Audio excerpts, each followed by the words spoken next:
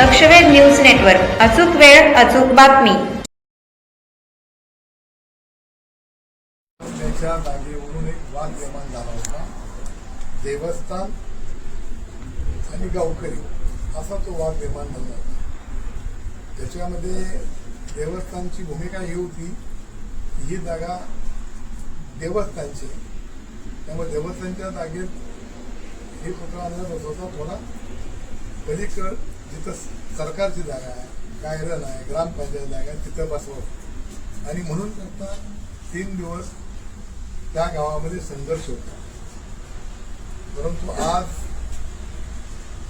आमच्या जिल्ह्याचे पालकमंत्री दयाभाऊ गोरे साहेब, या विभागाचे आयजी फुलारे साहेब, नूतन इथले जिल्हाधिकारी निवडून आलेले कार्तिकी साहेब आणि आपल्या जिल्ह्याचे SP साहेब सन्माननीय फुलकर साहेब यांच्या समेत मराठा समाजाच्या काही गावातल्या ग्रामस्थांची बैठक झाली. सकाळपासून जो वाद होता तो 814 ही जागा मोजावी आणि त्या जागेच्या ती जागा देवस्थानची, ती जागा सोडून इतरत्र महाराजांचा पुतळा बसवावा आणि मराठा समाजाची मागणी होती की तुम्ही सक्षम अधिकाऱ्याकडनं ती जागा मोजा आणि ती जागा मोजल्यानंतर जर शिवाजी महाराजांचा पुतळा त्याच्यामध्ये आला तर दुसऱ्या ठिकाणी आम्ही हलवायला तयार आहोत. त्याप्रमाणे आज शासनाच्या वरिष्ठ भूमी अभिलेखांच्या अधिकाऱ्यांनी ती जागा मोजली.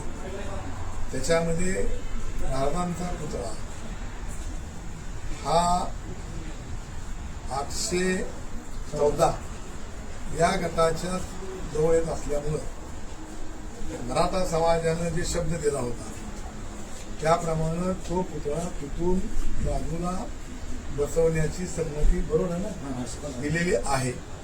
परंतु आता ते कुठे बसवायचा या संदर्भामध्ये शेवटी शिवाजी महाराजांचा पुतळा बसवत असताना तो देखण्या जागी सगळ्यांना दिसला पाहिजे आहे, सगळ्यांना त्यांच्याकडून नतमस्तक झालं पाहिजे आहे अशी जागा निवडावी अशी आमच्या ह्या सगळ्या ग्रामस्थांची मागणी होती. त्याप्रमाणे पालकमंत्र्यांनी अशा सूचना दिल्या. उद्या जिल्हाधिकारी साहेब, जिल्ह्याचे SP साहेब आणि मी स्वतः यांच्याबरोबर जाणार आम्ही तिथं आणि गावकऱ्यांच्या संमतीनं, मग ती शासनाची जागा असो, वेगवेगळ्या विभागाची जागा असो, जी जागा गावकऱ्यांना आणि SPंना आणि कलेक्टर साहेबांना मान्य होईल, बरोबर ना, बरोबर, त्या ठिकाणी हा पुतळा बसवायचा आहे. आणि त्या पुतळा नुसता बसवायचा नाही तर त्याला शोषवित करण्यासाठी पालकमंत्र्यांनी 1 कोटी रुपये उद्याच्या उद्या मंजूर करण्याचं आश्वासन या सगळ्या मराठा समाजाच्या मंडळाला दिलं आहे.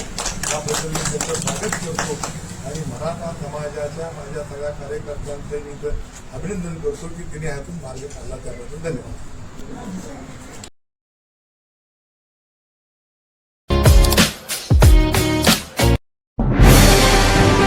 आजच आपल्या लक्षवेध न्यूज नेटवर्क या चॅनलला सबस्क्राईब करा, व्हिडिओला लाईक करा आणि